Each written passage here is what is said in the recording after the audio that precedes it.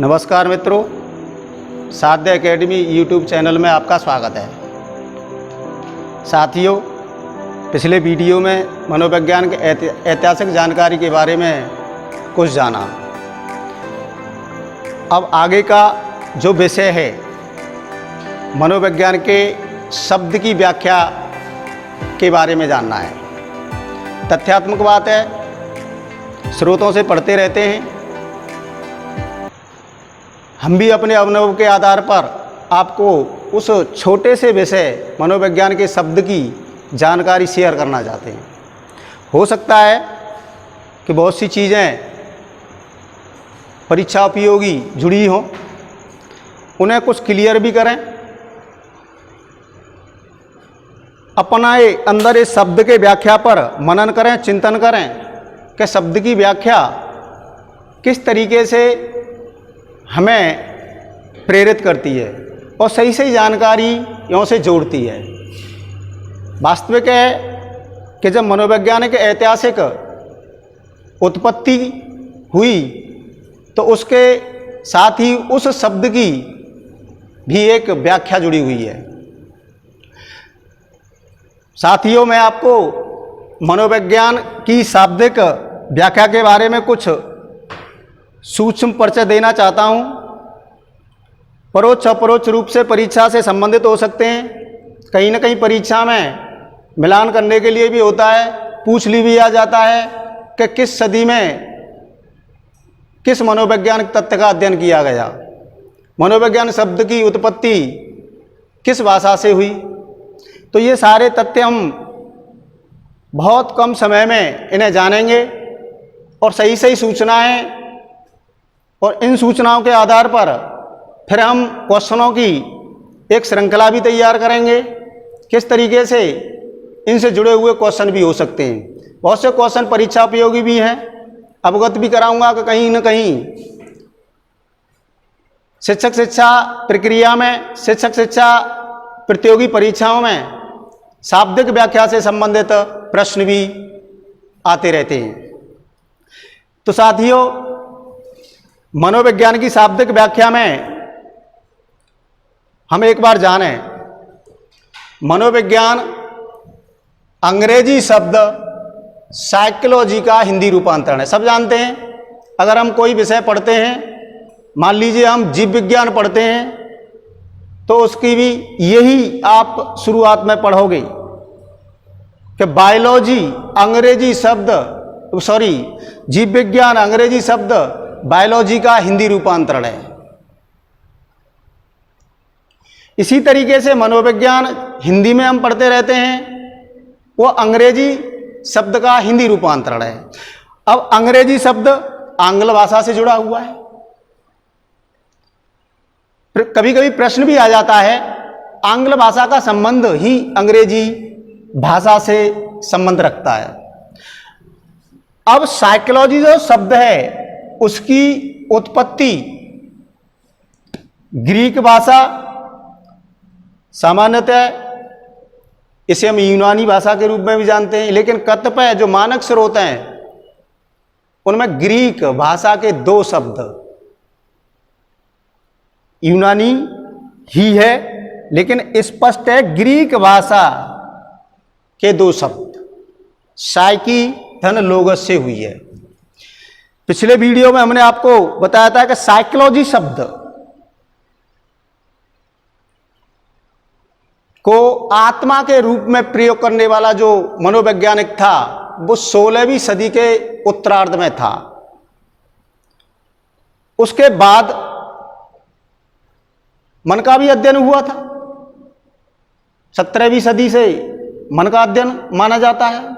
अब यहां आत्मा और मन के अध्ययन करने वालों की गणनाओं, काल गणनाओं में हम कुछ अंतर करेंगे और उन्हें स्रोतों से जानेंगे, मनन भी करेंगे, चिंतन भी करेंगे। तो साइकोलॉजी शब्द की उत्पत्ति ग्रीक भाषा के दो शब्द साइकी धन लोगस, ईसा पूर्व 400 या 450 वर्ष पहले और 16वीं ईस्वी तक आत्मा के अध्ययन का विषय था साइकोलॉजी।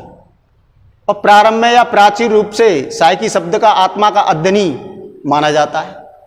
और उस आत्मा के अध्ययन को करने वाले महत्वपूर्ण उस काल क्रम में प्लेटो, अरस्तु और 16वीं सदी के उत्तरार्ध में जो साइकोलॉजी की आत्मा के रूप में अध्ययन किया वो रुडोल्फ गोइकिन था, जिसने साइकोलॉजी शब्द को आत्मा के रूप में, विज्ञान के रूप में माना। यहां तक बात हमारी हुई थी। अब उसमें और भी हम कभी कभी कतिपय स्रोतों से पढ़ते हैं, तो उन जैसे कि डेकार्ट को भी मानते हैं, लेकिन डेकार्ट का संबंध मन आत्मा के अध्ययन से नहीं था। डेकार्ट का जो अध्ययन था वो मन के अध्ययन का विषय था। क्योंकि अगर अरस्तु और प्लेटो के समकालीन की बात करूं कि डेकार्ट को अगर उनसे जोड़ता हूं तो बहुत अंतर है, क्योंकि अरस्तु और प्लेटो का जन्म ईसवी से लगभग 400 वर्ष पहले ही हुआ था, लगभग। क्योंकि सामान्यतः अरस्तु का ही जन्म लगभग ईसा पूर्व 385 ईस्वी पूर्व हुआ है, और लगभग उससे और कुछ ज्यादा 400 वर्ष पूर्व प्लेटो का जन्म हुआ है। तो वो ईसा पूर्व के लोग थे जिन्होंने आत्मा के अध्ययन के विषय में प्रथम दृष्टिकोण से अध्ययन किया। और वो अध्ययन, आत्मा का जो अध्ययन 400 ईस्वी से लेकर के 1600 ईस्वी तक प्रभावी रहा। ये सब आप मनन करना, चिंतन करना कतिपय स्रोतों से, क्योंकि जब अरस्तु प्लेटो से जुड़ा हुआ आत्मा तो वो तो ईसा पूर्व ही थे। अगर हम उनसे और कोई व्यक्ति जोड़ते हैं तो उनकी कुछ जन्म कुंडली को भी खंगालें, क्या वो समकालीन थे? हाँ, लगभग 1600 ईस्वी तक आत्मा के अध्ययन का प्रभाव रहा। और ये मैंने आपको बताया था कि उस समय रुडोल्फ गोइकिन नाम का एक व्यक्ति ऐसा था जिसने 16वीं सदी के उत्तरार्ध में साइकोलॉजी को आत्मा के अध्ययन का विज्ञान माना। अब उसके बाद 17वीं सदी में मन के अध्ययन करने वालों ने आत्मा के विषय को नकार दिया। 17वीं सदी में मन के अध्ययन पर दार्शनिकों ने जोर दिया, जिसमें महत्वपूर्ण दार्शनिक इटली के पंपोनोजी, फ्रांस के डेकार्ट, जिनका जन्म 1596 ईस्वी में फ्रांस में हुआ था, जिन्होंने मन और शरीर के विषय में अध्ययन किया। और एक और जानकारी दूं, क्योंकि डेकार्ट दार्शनिक होते हुए वैज्ञानिक भी थे और गणितज्ञ भी थे, जिन्होंने जितने भी अध्ययन किए हैं वह 17वीं सदी के पूर्वार्ध में ही किए हैं, क्योंकि इनका जन्म 1696 ईस्वी में फ्रांस में हुआ था। तो जाहिर सी बात है, अगर आप मनन करोगे कि इनका अध्ययन फिर किससे हो सकता है? आत्मा से हो सकता है या मन से हो सकता है? क्योंकि मन का अध्ययन कतिपय स्रोतों में भी है कि 17वीं सदी में मन के अध्ययन पर दार्शनिकों ने जोर दिया और आत्मा के अध्ययन को खंडन कर दिया। अब इस पर विचार भी हुए। आत्मा और मन में आप लोग सामान्यतः अंतर भी कर लेते हैं, क्योंकि आत्मा को मानने वाले जो लोग थे जैसे प्लेटो और अरस्तु, उस समय आत्मा को शाश्वत सत्य मानते थे। और मनोवैज्ञानिकों का कालांतर में मत है कि उन लोगों की जो विचारधारा थी वो ये थी कि आत्मा जन्म से पहले भी था और मृत्यु के बाद भी है। ये बात तो आप भी भारतीय दृष्टिकोण में हमारे तमाम धार्मिक शास्त्रों में वर्णित है कि आत्मा न मारा जाता है, न जन्म लेता है, न जल गला सकता है, न वायु सुखा सकती है। लेकिन मन, अब वो एक अदृश्य अमूर्त, जिसके संप्रत्यों का मूर्त रूप से अध्ययन नहीं किया जा सकता, अमूर्त रूप की भी इस तरीके की अनुभूति भी नहीं की जा सकती। तो लोगों ने, मन के अध्ययन करने वालों ने 17वीं सदी में उसको नकार दिया। अब मन पर लोगों ने जोर दिया।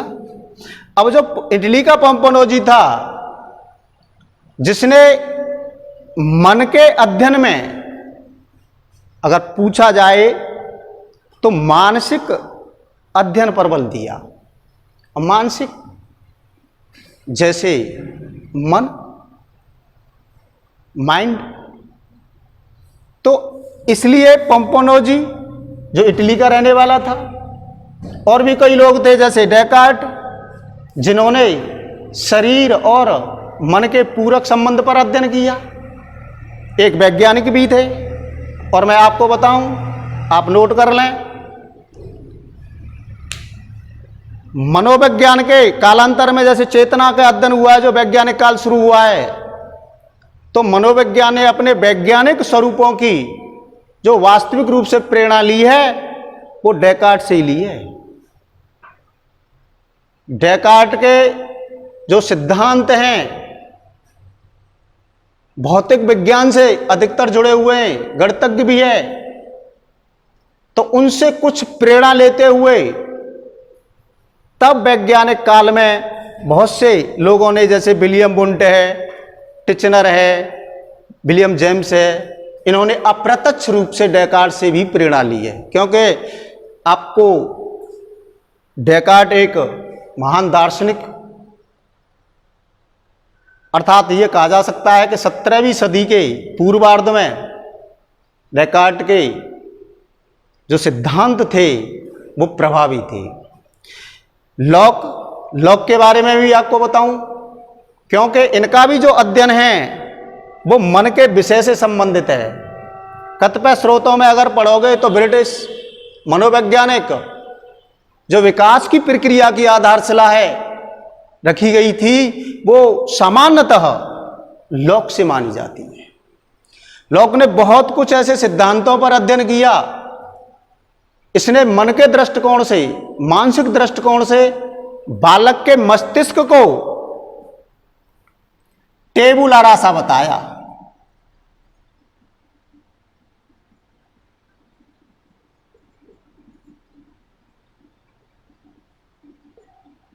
टेबुला रासा का मतलब होता है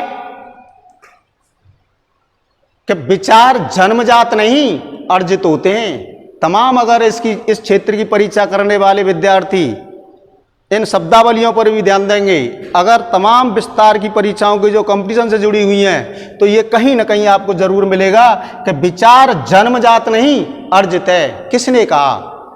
लॉक ने कहा था कि विचार जन्म जात नहीं अर्जित है। अर्थात लॉक ये मानते थे कि बालक कोरी कागज की तरह मस्तिष्क लेकर के आता है। इस वातावरण के अनुभव भिन्न भिन्न रूप से उसके मस्तिष्क को विकसित करते हैं। तो इस चीज पर लॉक ने विशेष जोर दिया। लॉक एक महान दार्शनिक जिसने मन के प्रत्यक्ष अप्रत्यक्ष सिद्धांतों पर कार्य किया और बालक के मस्तिष्क को टेबुला रासा बताया और कहा कि विचार जन्मजात नहीं अर्जित है। तो यहां ये मनन करने वाली बात है, क्योंकि हमारे छोटे छोटे टॉपिक उन तथ्यों से जुड़े हुए हैं जहां मनोविज्ञान की आधारशिला। ऐसा नहीं होगा कि मनोविज्ञान में शिक्षा मनोविज्ञान के कुछ कार्यक्रम करने वालों को भी हम जोड़ते जाएं, तो ये तो फिर आप किसी न किसी किताब से भी पढ़ लोगे। हमारा उद्देश्य है कि हमारे अनुभव जो हमने परीक्षा उपयोगी वर्गीकरण किए हैं, जो स्रोतों की एक सार्थकता को अलग अलग दृष्टिकोण से परीक्षा उपयोगी सामग्री में संग्रहित किया है, जिससे एक पढ़ने वाला प्रतियोगी रुचि के साथ अप्रेरित होता है, क्योंकि उसे पता है। तो मैं यहां केवल और केवल एक छोटे टॉपिक जिसमें केवल और केवल मनोविज्ञान की शाब्दिक व्याख्या, जानते हैं कि मनोविज्ञान अंग्रेजी शब्द कहीं कहीं आंग्ल भाषा भी हो जाता है, पढ़ा भी होगा। साइकोलॉजी का हिंदी रूपांतरण है। साइकोलॉजी शब्द की उत्पत्ति ग्रीक भाषा, जो इसे हम यूनानी भाषा भी कहते हैं, ग्रीक भाषा के दो शब्द हैं, साइकी धन लोगस से उत्पन्न है। साइकी का प्राचीन काल में आत्मा से संबंध, आत्मा का, लोगस अध्ययन या विवेचना करना। अब आप सभी जानते हैं कि अगर अरस्तु और प्लेटो ने अगर आत्मा के विषय में सबसे पहले अध्ययन की प्रक्रिया शुरू की है तो वो ईसवी पूर्व ही की थी, और 16वीं ईसवी तक इस आत्मा के अध्ययन का प्रभाव रहा। उसके बाद 17वीं सदी में मन के मानने वालों ने आत्मा के विषय क्षेत्र को नकार दिया, और मन को मानने वाले, मन के अध्ययन करने वाले, जैसे इटली के पंपोनोजी, फ्रांस के डेकार्ट, लॉक आदि लोग, और भी बहुत से लोग हैं। क्योंकि यहाँ केवल और केवल एक शिक्षक के नाते यूट्यूब के माध्यम से आपको उन स्रोतों की सार्थकता से जोड़ रहा हूँ, जिससे कि आप अपने घर पर भी मानक स्रोतों के साथ अपने अध्ययन को विस्तार दे सकें। तो यहाँ आप ये अंतर करें जो मैंने आपको स्पष्ट अंतर किया है, क्योंकि कहीं ना कहीं कतिपय मिलान करने के लिए भी आ जाता है। तो वास्तविकता यह है कि प्लेटो, अरस्तु और रुडोल्फ गोइकिन ने 16वीं सदी में साइकोलॉजी शब्द को आत्मा के विज्ञान का अध्ययन बताया। उसके बाद मन का अध्ययन हुआ, मन को मानने वाले, मन के अध्ययन पर पोम्पोलोजी ने मस्तिष्क का अध्ययन कहा, इसी मन को।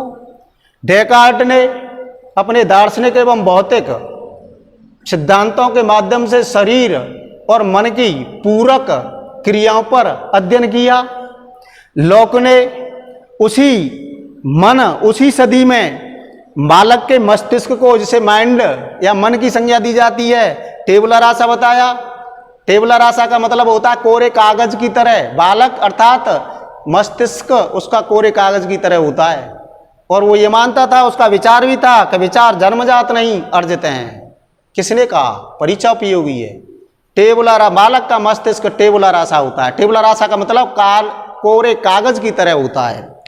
यहां पर ये स्पष्ट हो गई बात, क्योंकि 17वीं सदी के ही लोग हैं ये 17वीं सदी के समकालीन हैं,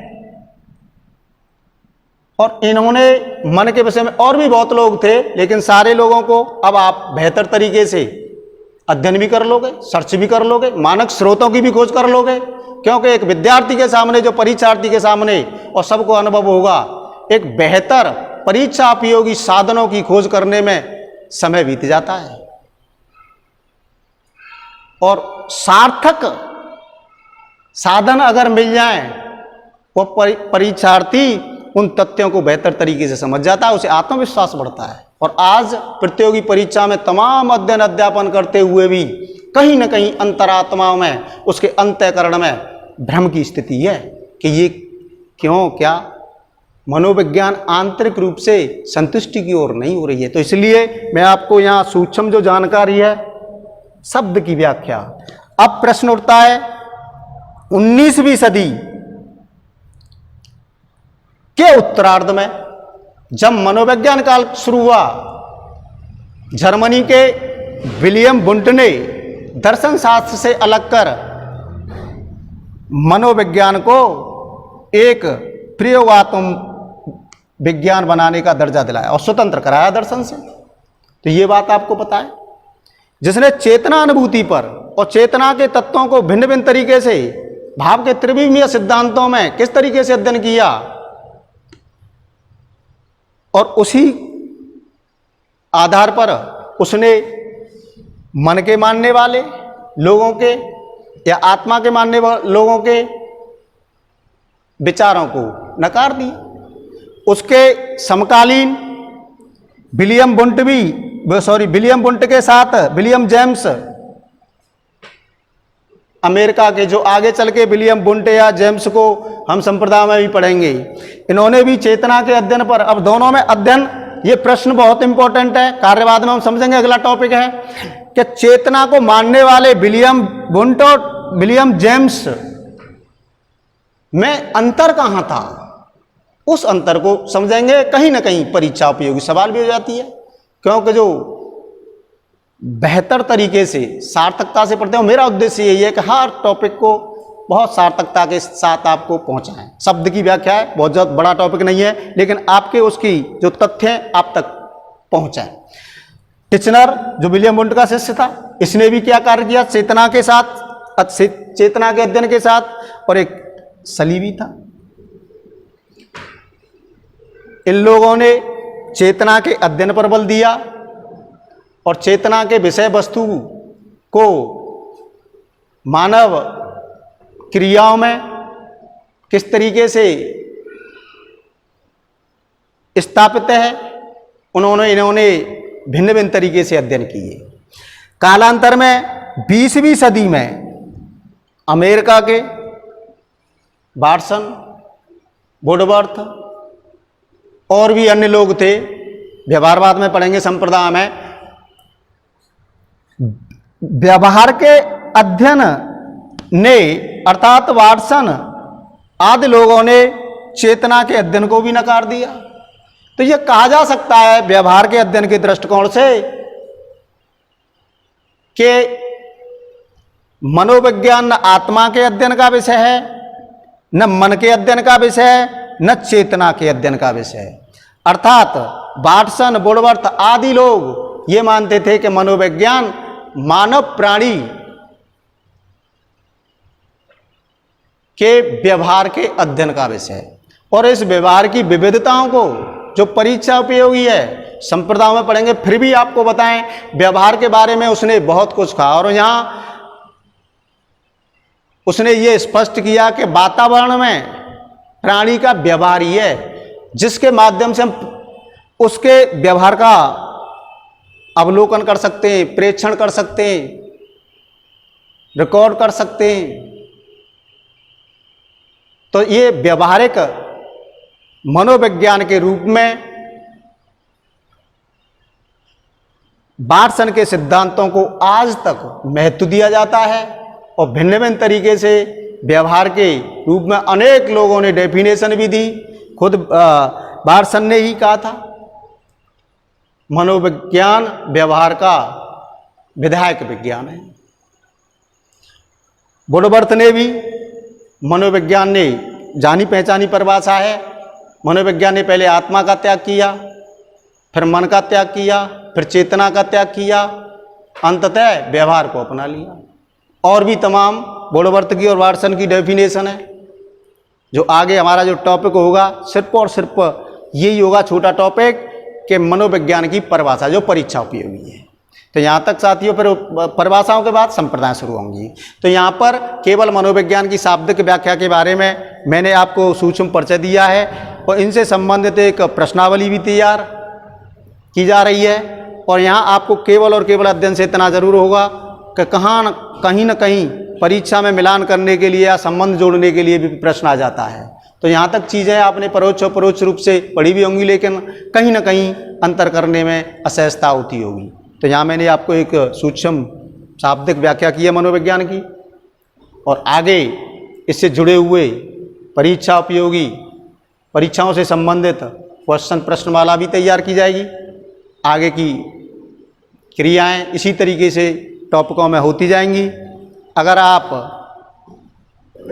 परीक्षाओं को समग्र रूप से लेना चाहते हैं तो आप अध्ययन करें, क्योंकि विषय ऐसा नहीं है, सूक्ष्म नहीं है कि इम्पोर्टेंटों को तलाश करके फिर भी आप भ्रम की स्थिति में रहेंगे। इसलिए शिक्षा के क्षेत्र में अगर आप आगे बढ़ना चाहते हैं तो आप विषय के मूल स्रोतों से सार्थक रूप से जुड़ें। यह मेरा आपसे आग्रह है।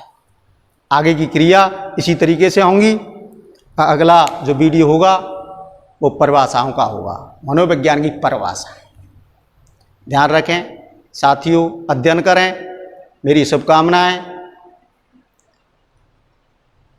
अपने अंदर रुचि जागृत करें, मोटिवेटिव रहें, लक्ष्य प्राप्त होगा। नमस्कार।